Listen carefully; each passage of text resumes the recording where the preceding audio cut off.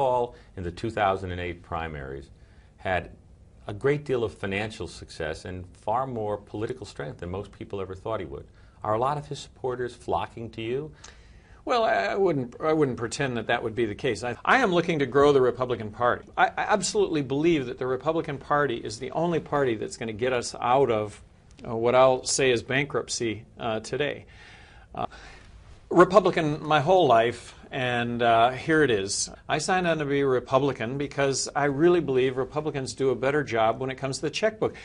Governor, should we close Guantanamo Bay? Should the people who are there either be tried in federal district courts or return to their country, or should we keep it open and let them stay there uncharged, untried for the rest of their lives? Kind of been sold on the notion that this is something that we have to have. I've been wooed over to the side that there's a reason for keeping it open. Got it. Don't you understand? Don't you understand? I went down to Occupy Wall Street a couple of weeks ago. Yeah! I am outraged at the fact that this country doles out favors to those individuals that are well connected politically, whether they're individuals, whether they're groups, or whether they're corporations. This country is not fair. What this country can provide is a level playing field for all of us to enjoy the opportunity that we have in this world. So when you look at a root of all evil in this country, I have to tell you, I think it's politicians. I'm going to pardon all nonviolent federal convictions for marijuana.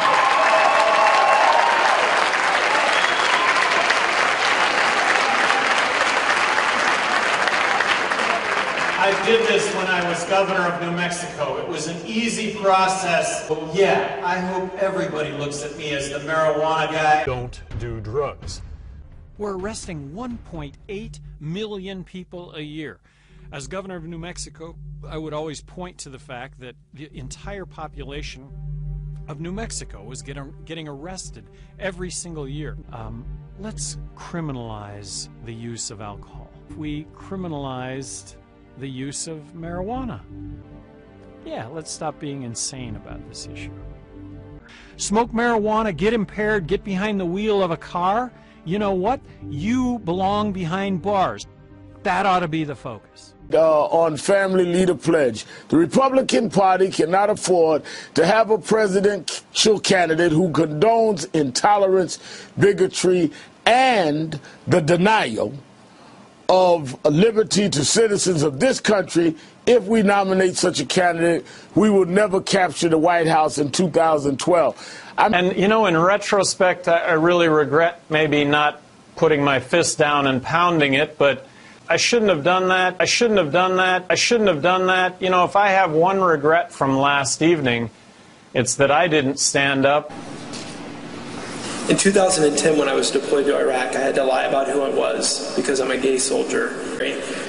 I shouldn't have done that. I shouldn't have done that. Now we have another caller. We have Evan. Evan, what's on your mind this morning? Well, you were talking about foreign policy, and one thing that you should note about Gary Johnson's foreign policy is that he supports, he supports sending troops into Uganda.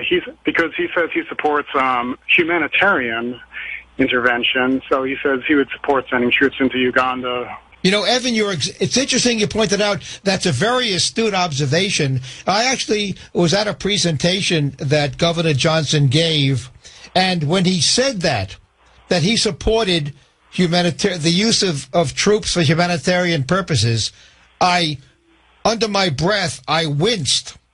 And I actually spoke to him about it afterward, and I sort of pointed out that I just thought that was it sort of was contrary to the view held by most libertarians, not to dogma. You won't find it as a bullet point in the Libertarian website, but most libertarians like myself and like you, Evan, would just, ouch, why are you saying that? So I couldn't agree more, and it's quite an astute observation. I thank you for it. Can I say S word?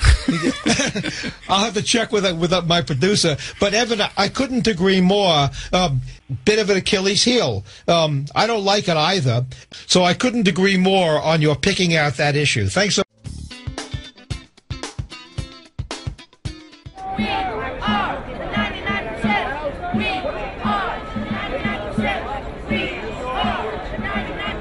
Today we're talking about the fact that New York State is about to give a $5 billion tax cut to some of New York's richest millionaires and billionaires. We're cutting schools, we're cutting homeless services, we're cutting higher education aid, seniors, libraries, to pay for tax cuts for rich people that don't need the money. We're going to Rupert Murdoch's house, David Koch's house, John Paulson's house, Howard Milstein's house, and Jamie Dimon's house to call attention to the fact that we got to stop this tax cut.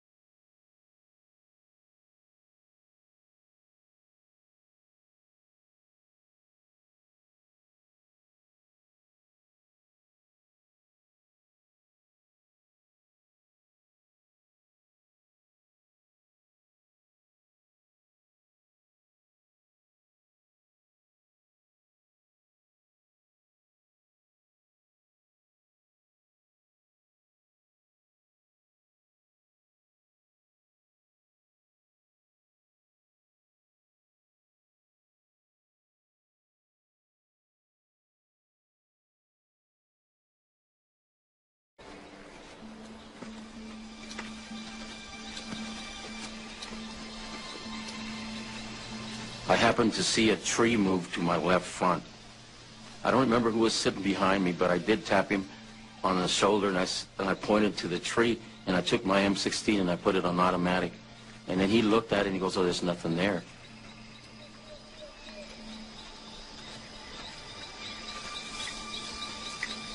Suddenly there was this series of clicking sounds.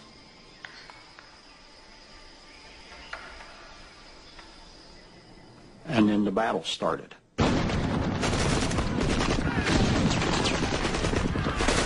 It sounded like every weapon in the world was being fired at that point. I saw Braden fall, I saw Carrasco fall, and I saw Gribble fall.